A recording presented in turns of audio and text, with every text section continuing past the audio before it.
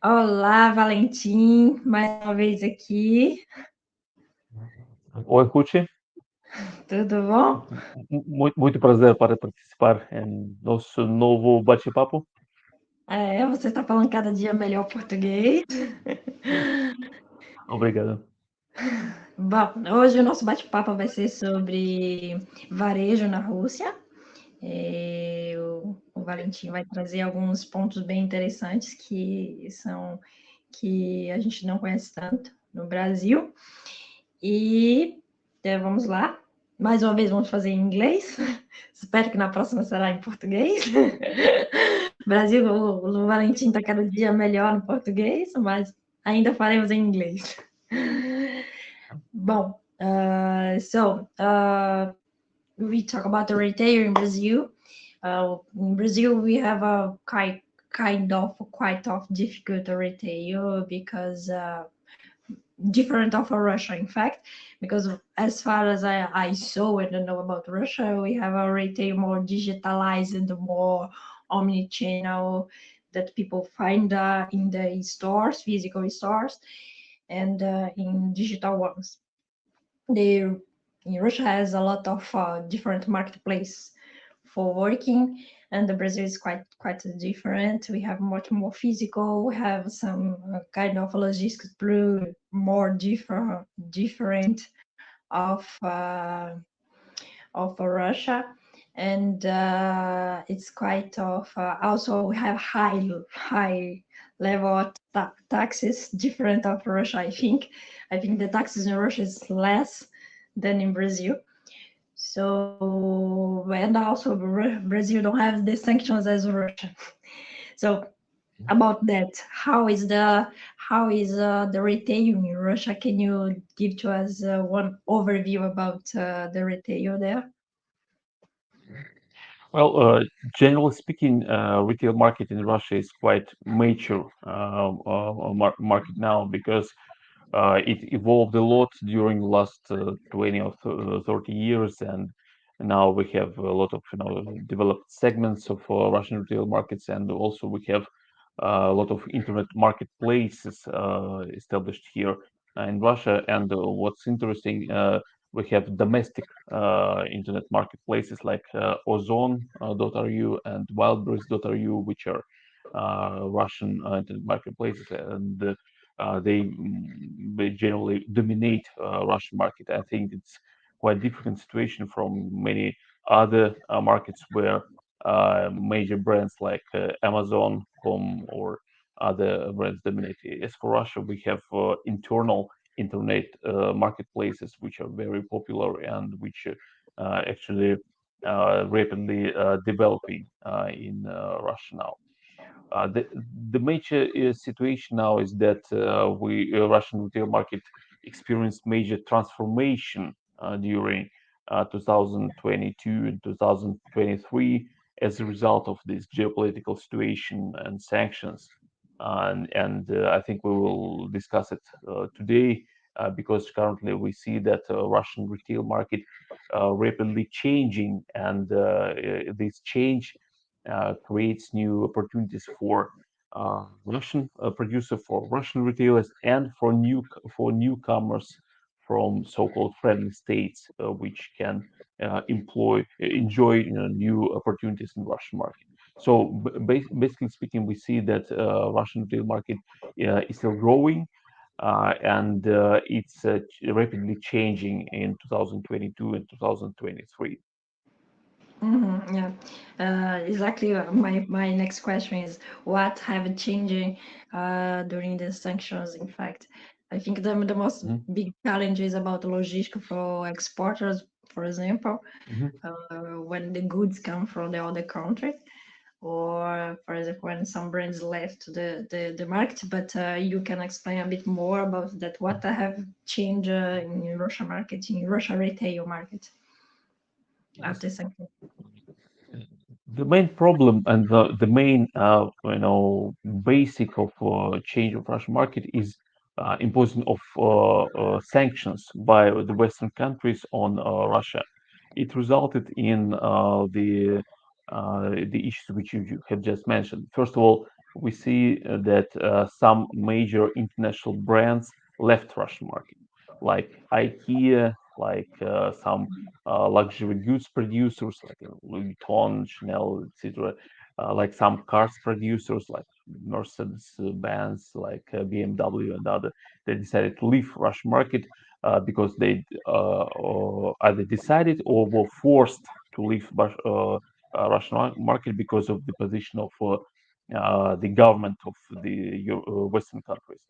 And also we see the problems with more change of logistics and payment mechanics Mhm. in Russian market because it became much more difficult to import goods from Europe and from the United States, and all these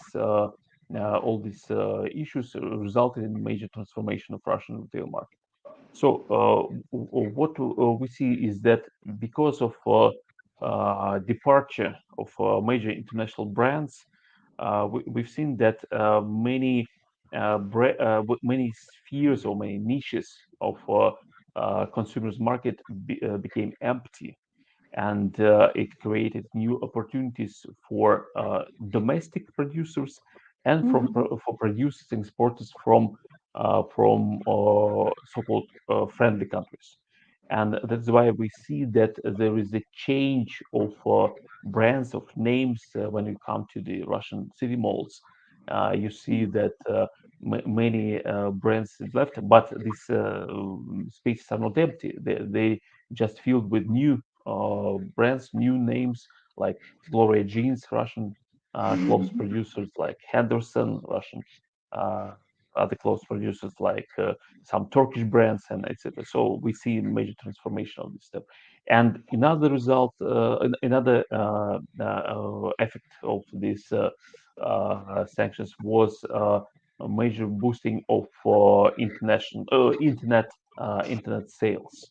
Yes, we Mm. see that Ozon, DotterU, and Wildberries, major Russian internet marketplaces, boomed during this period.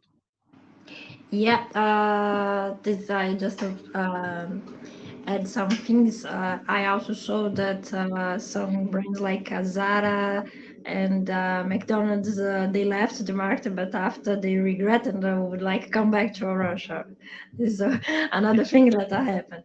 And another side, I saw some Italian brands that they don't left the Russia market, and they said we took so long time for stay here. Why we should left? So uh, this, it's have changed a lot, and some retail big retailers brand they regret now for left the Russia. In fact, Yes, the problem, a real problem, is that this turmoil is based not on economic, on business, mm, fundamentals, but it's based purely on political issues, yeah, and that's why Russia still is a still very large consumer market, yeah, and there are a lot of money actually yeah, in Russia, and that is why this huge consumer market cannot be empty. Yes, and that's why I think that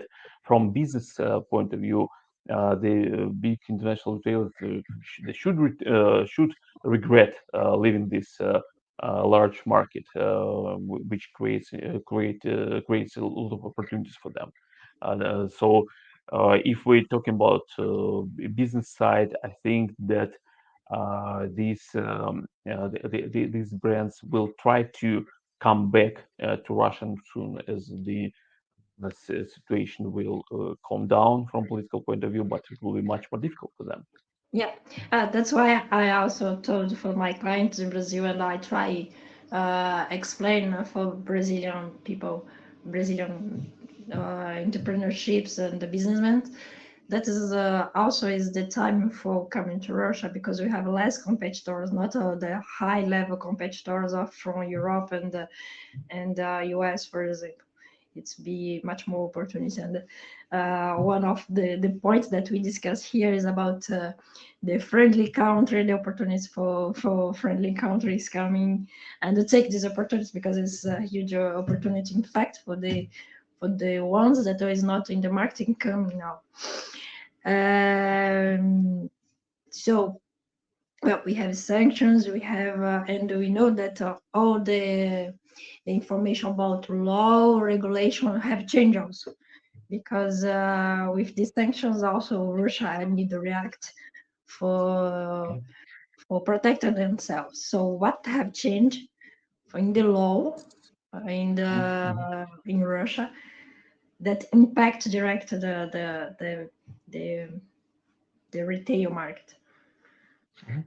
Okay, as you correctly mentioned, Russian government had to react on these sanctions, and this reaction was reflected in changes of legislations, of laws, regulations, and bylaws.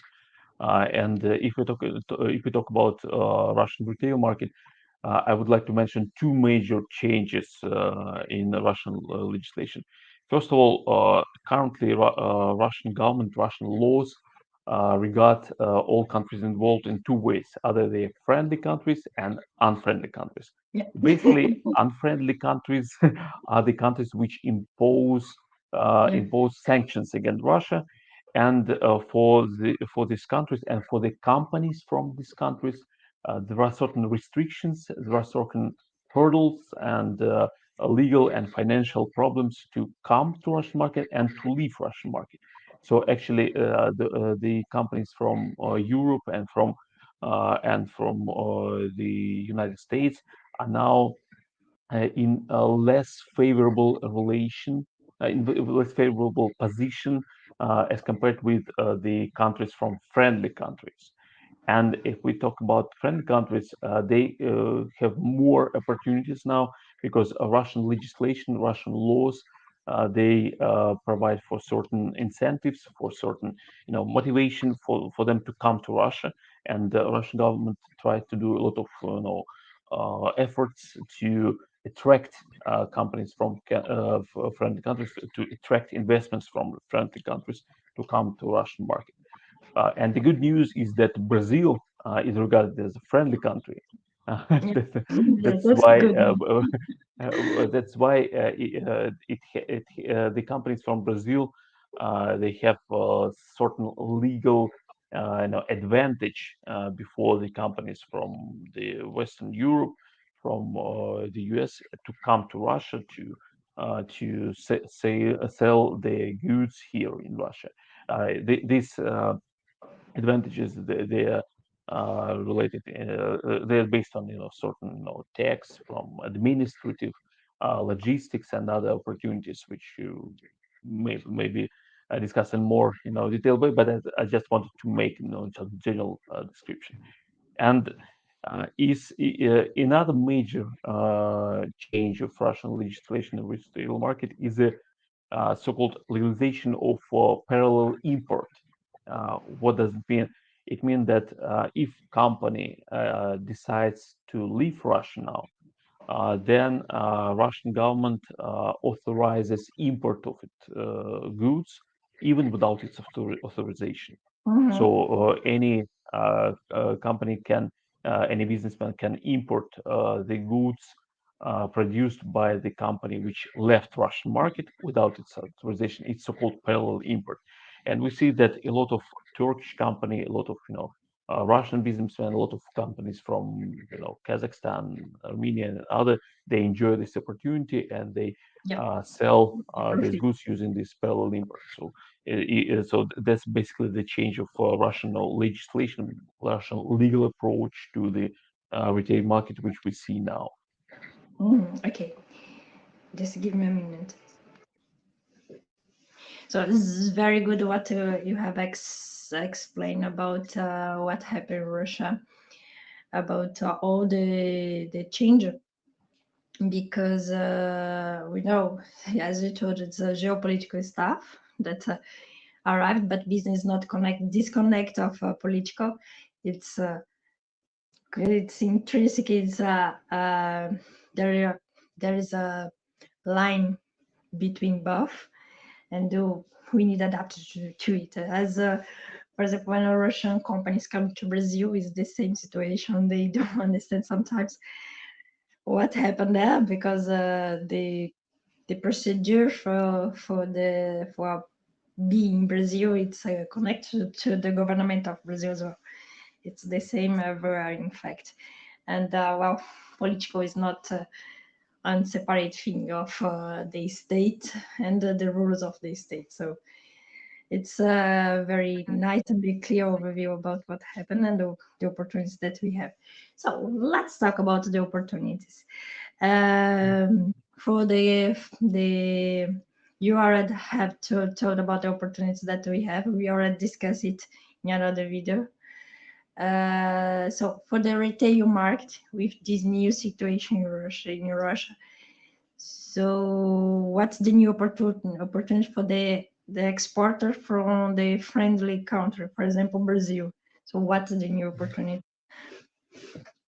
Uh, I want to say that we still see this unique situation when many Russian niches in the retail market are still not fully filled by the youth, and there's still, the great appetite for Russian consumers and for Russian businessmen to have new partners and to get more new consumer goods on the Russian market.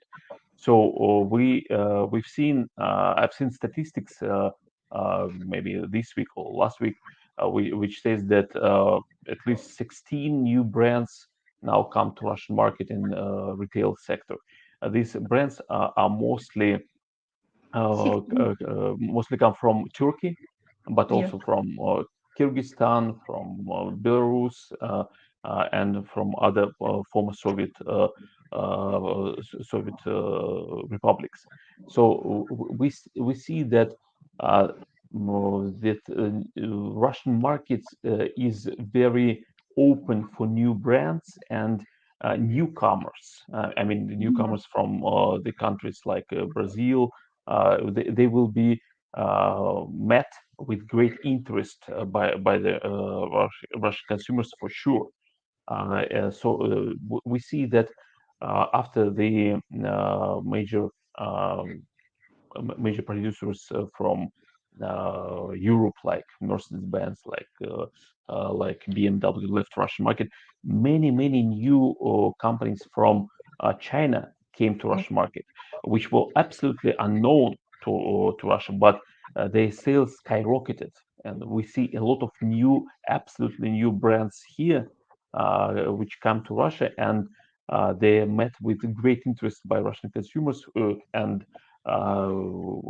we see great interest for this brand. So I think that the general situation is still quite unique, and Brazilian producers almost in every sector of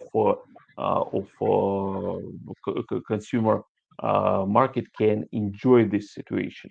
So that's why I think that there are a lot of opportunities in food sector, a lot of opportunities in furniture sector, because we know that IKEA left Russia, and it had a lot of major furniture stores in almost every Russian major city. We see that many perfume Mhm. producers from France left Russian market, which resulted in empty skills. So basically, the opportunity is still here. So I Yeah. just want to say that maybe say in Portuguese, essa é a sua oportunidade. Pega aí, So, anota yeah, aí. yeah, yes, and this time period will not last forever. Yes, for sure, Yeah. because these niches will be filled by the new producers from Turkey, from Russia itself, and from other friendly countries like China, which is a close neighbor for Russia. So I think that if Brazilian businessmen wants to come here, they should consider it within maybe 1 2 year, period because this is the most active period when a lot of business stations will be still empty. After that, there still be a lot of opportunities, but the competition will be more higher. Yeah, and there is one character. I have been in Russia in the end of September, and I was surprised how Russia adapted so fast to the hard situation, because the sanction is hard situation. And Yeah.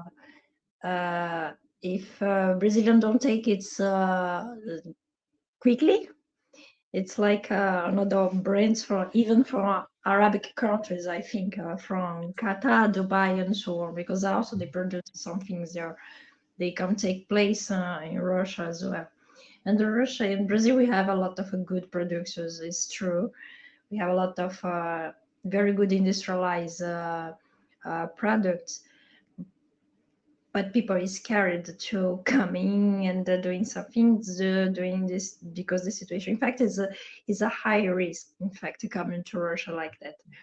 But well, there is no pain, no gain. That's how you can Yes, say. the risk is high, but reward is potentially is also very high. So Exactly. yes, yes. So and just to not say just words, we can look at Turkey or China. The import from this country skyrocketed for during these 2 years, and of course there are a lot of issues, but the reward is still here. Yeah, exactly. So we must running quickly for take this place as far as we can, because it's really the time for this. And also, Brazil is a friendly country.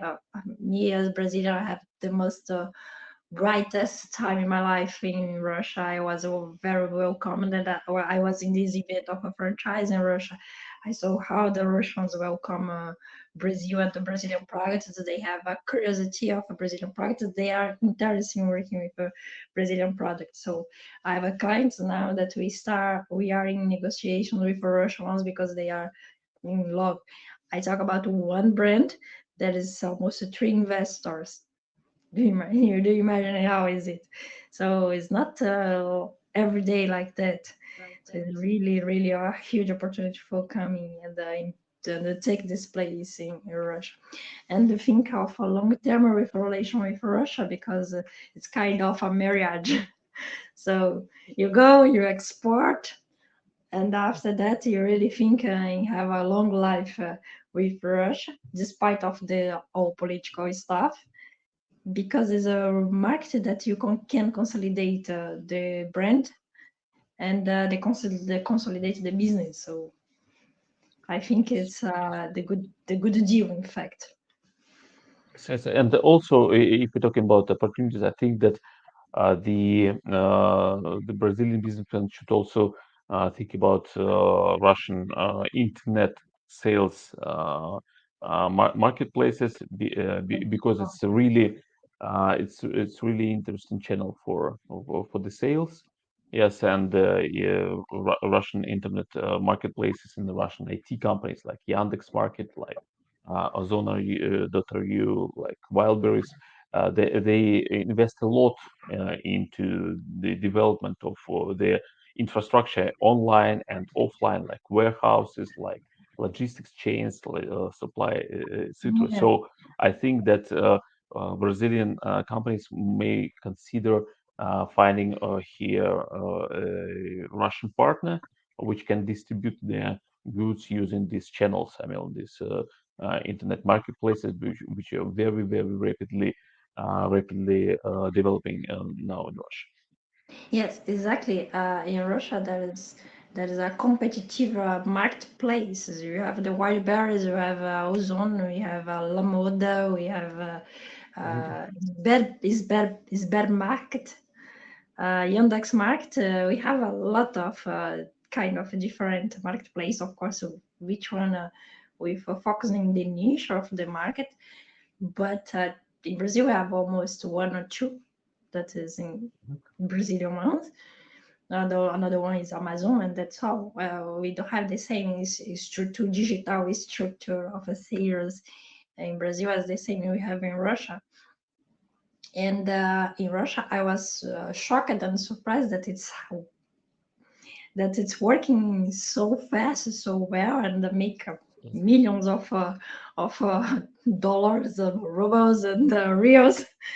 So for the client, and I think Brazilian didn't realize the potential of the retail market in Russia, and also the marketplace that it's possible for selling the products as well, and find distributors for these channels. It's also is one step. Another type of opportunity also that the Brazilians could find on it, and come to Russia and well, let's export like that. So in this channel, we'll find someone like on this field, in fact, for a start, and the field, the market, in fact. Yes. Finally, I just want to mention that Russia also has some domestic retail chains, major retail chains, not internet, but no, offline Yeah, chains like X5, like yeah, Magnet. They also have very large coverage through whole Russia, and therefore, if Brazilian businessmen can find a Russian partner who help helps to import Brazilian goods and to come into contact, to direct contact with X5, Peterchka, yeah, or with Magnet, that it will create an access to very large distribution channel yeah. throughout the whole Russia. And just to mention, Russia is a very large country in terms of population, in terms of territory, so still a lot of opportunities here. Yeah, and you mentioned X5, but X5 is not so just in Russia, but also they are in the CIS country. Yes, yes, yes, Also, yes, they yes. are Yes, also yes. The problem is now that it's more difficult for Russian companies to expand the activities outside Russia because of this yeah, geopolitical situation. But nonetheless, all Russian companies they're not oriented only on internal market. They usually are very open-minded in terms of going out. So I think that just a matter of time when the political situation will calm down, they will expand outside Russia as well. and thank you so much. Okay, thank you. Спасибо большое. Thank you. Bye. Ciao.